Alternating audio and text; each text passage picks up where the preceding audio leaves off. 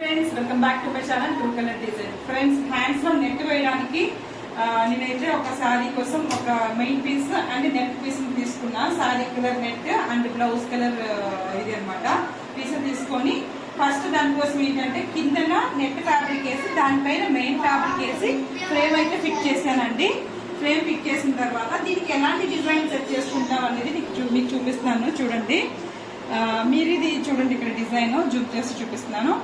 ఈ డిజైన్ ఇక్కడ గీత ఇలా పైన ఒక గీతలా ఉంది చూసారా, అంటే మీరు ఇక్కడ ఒక్కసారి ఇలా చూడండి. ఇలా ఫార్వర్డ్ చేసినప్పుడు మీకు తెలుస్తుందా, ఇక్కడ ఇలాగా ఫస్ట్ ఒక లైన్ అంటే నెట్ వేసిన ఇలా రెండు ఫ్యాబ్రిక్లు అటాచ్ అవ్వడానికి ఇలాగ ఒక లైన్ ఇచ్చిన తర్వాత మనకి ఇలా లైన్ ఇచ్చిన తర్వాత మనం లోపల ఉన్నదాన్ని కట్ చేసుకోవడానికి వీలుగా ఉన్న డిజైన్లు అయితే తీసుకోవాలండి. ఎందుకో ఇలా ఇచ్చినప్పుడు మనకు తెలుస్తుంది కదా. ఇలా ఇచ్చి ఇక్కడ ఆపిన తర్వాత అప్పుడు దీంట్లో ఉన్న మెయిన్ ఫ్యాబ్రిక్ ని కట్ చేసేస్తాను.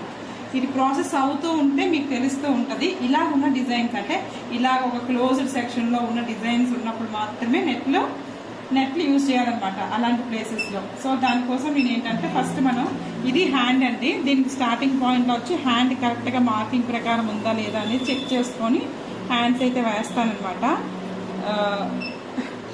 మిడిల్లో ఉంది హ్యాండ్స్ మార్కింగ్.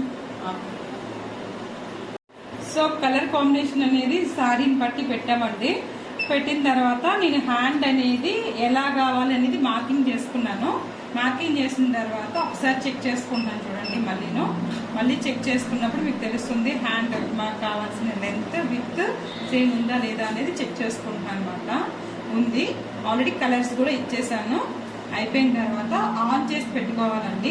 ఆన్ చేసిన తర్వాత సిజర్ కావాలి. ఒక్కసారి ఆన్ చేస్తున్నానండి. ఇప్పుడు మనకి డిజైన్ అనేది స్టార్ట్ అవుతుంది. స్టార్ట్ అయిన తర్వాత మీకు చూపిస్తున్నాను, ఒకసారి చూడండి.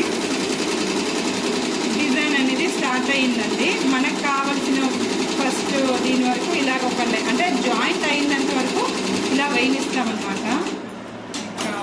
చూడండి, ఇలాగా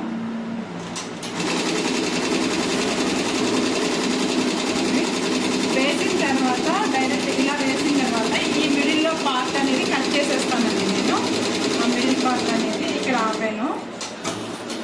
ఆపాను. వీలైతే మరొక్కసారి మళ్ళీ స్టార్టింగ్కి వచ్చి, అంటే ఇది కొంచెం పల్చని ఒక్క లేయర్ వేసింది కదండి. సో మనం నెట్ కట్ చేసినప్పుడు బయటికి ఇడిపోయే ఇది ఉంది కాబట్టి 2 సార్లు వేస్తున్నాను అనమాట ఈ డిజైన్కి.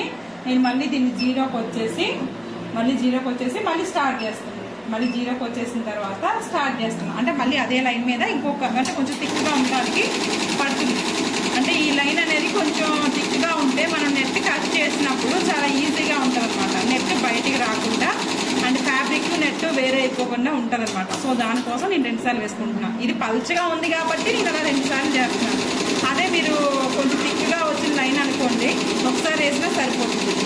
ఇది పల్చగా ఉంది కాబట్టి నేను 2 సార్లు వేపిస్తున్నా. సో వేసిన తర్వాత ఇలా హోల్డ్ చేసి పెట్టానమాట. ఇక్కడ ఆపానండి. నెక్స్ట్ ఈ డిజైన్ మొత్తం ఇలా వచ్చేస్తుంది అని నేను ఆపాను. ఫస్ట్ జీరోకి వచ్చేసి ఇలా ఆపిన తర్వాత మనకి కన్వీనియంట్ చూసుకొని సిజర్ తీసుకొని ఈ లోపల ఉన్న నెట్ ఈ పైన ఫ్యాబ్రిక్ అంతా కట్ చేసేస్తానండి.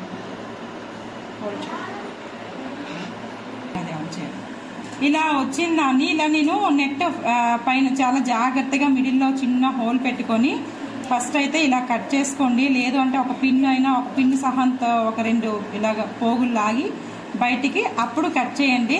అప్పుడు మీకు కింద ఉన్న నెట్ కట్ అవ్వకుండా ఉంటుందండి. లేదంటే కట్ అయిపోయిందంటే మనం ఇంత చేసిందంతా వేస్ట్ అయిపోతుంది. అంటే మళ్ళీ ఫ్యాబ్రిక్ వేరే తెచ్చుకోవాలి, వేరే వేసుకోవాలి. సో జాగ్రత్తగా నెట్ పైన వర్క్ చేసినప్పుడు చాలా జాగ్రత్తగా నీట్గా కట్ చేసుకోవడం తెలియాలండి. చిన్నగా లేట్ అయినా పర్లేదు, చిన్నగా చేయండి, కట్ చేయండి. ఇదంతా ప్రాక్టీస్ వల్లే వస్తుందండి. ప్రాక్టీస్ చేస్తేనే మనకి చాలా దీనిగా వస్తుంది. నేను ఇది కట్ చేసిన తర్వాత మళ్ళీ మీకు చూపిస్తాను. ఇలా అంటే నీట్గా మొత్తం అంటే యాక్చువల్గా ఈ డిజైన్ ఎలా ఇక్కడ వరకు వచ్చేసింది అని అనుకుంటే మనం డిజైన్ని ఇలా కొంచెం మనకు కన్వీనియంట్గా ఉండడానికి తెచ్చుకోవడానికి అని చెప్పేసి కొంచెం ముందు జరుపుకున్నాం అండి ఫ్రేమ్ని. మళ్ళీ ఇది ఫ్రేమ్ అవుట్ అయిపోతుంది ఏమన్నా టెన్షన్ లేకుండా మనం ఇక్కడ గో టు 0 పాయింట్ అని వస్తే 0 పాయింట్కి వచ్చేస్తుందండి. మనం ఎక్కడి నుంచి స్టార్ట్ అయ్యామో అక్కడి నుంచి వచ్చేస్తుంది అనమాట. నేను ఇలా కట్ చేసిన తర్వాత మరొక్కసారి కింద ఫ్యూజన్ పేపర్ పెట్టుకుంటున్నాను. మీరు చూడొచ్చు ఇక్కడ నెట్లో ఏమీ కింద పేపర్ వేయలేదు. ఇప్పుడు నేను ఫ్యూజన్ పేపర్ అనేది కింద నుంచి పెడుతున్నాను. ఫ్యూజన్ పేపర్ కింద పెడుతున్నాను అనమాట. ఇలా ఫ్యూజన్ పేపర్ పెట్టిన తర్వాత మళ్ళీ స్టార్టింగ్కి వచ్చి ఈ చిన్న ఎడ్జ్లు కూడా లేకుండా కట్ చేసుకోండి నీట్గా. లేదు అంటే తర్వాత డిజైన్ కొంచెం అతికినట్టు ఏదో ఇచ్చేసినట్టు వస్తుంది అనమాట. ఫ్యూజన్ కొంచెం ఇది లేకుండా పెట్టండి. ఇప్పుడు మరొకసారి మళ్ళీ స్టార్ట్ చేస్తున్నాను 0 నుంచి. మళ్ళీ సేమ్ మనం ఎలా వేసామో అలా వస్తుంది. ఇలా 2-3 సార్లు చేయడం వల్ల ఏంటి అంటే మనకి కొంచెం గట్టిగా ఉంటుందండి, విడిపోకుండా. ఆఫ్టర్ స్టిచ్ అయిన తర్వాత విడిపోయిందని ప్రాబ్లం కస్టమర్ నుంచి రాకుండా మనకి ఇలాగా కొంచెం జాగ్రత్తగా నీట్గా 2-3 సార్లు కొంచెం థిక్గా ఉంటుంది. అంటే డిజైన్ బట్టి ఉంటుందండి అది. నాకు ఇక్కడ ఒక లేయరే వచ్చింది కాబట్టి నేను ఇన్నిసార్లు మీకు చెప్తున్నాను, 2 సార్లు 3 సార్లు ఇలా వేసుకోమని. ఇప్పుడు ఆల్రెడీ మనకి ఇలా వచ్చేసింది.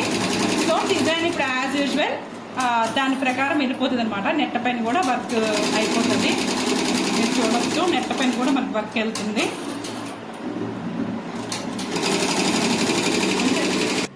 చూసారు కదండి, ఇలా నెట్ అయితే మనం యాడ్ చేసుకుంటూ ఏ డిజైన్ అయినా సెట్ చేసుకోవచ్చు అండి.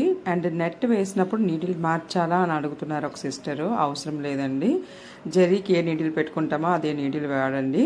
అండ్ నార్మల్ నీడిల్కి నార్మల్ నీడిలే వాడండి. నచ్చితే ఒక లైక్ చేయండి, సబ్స్క్రైబ్ చేసుకోండి. థ్యాంక్ యూ అండి. చాలా వరకు ఎవరైనా కామెంట్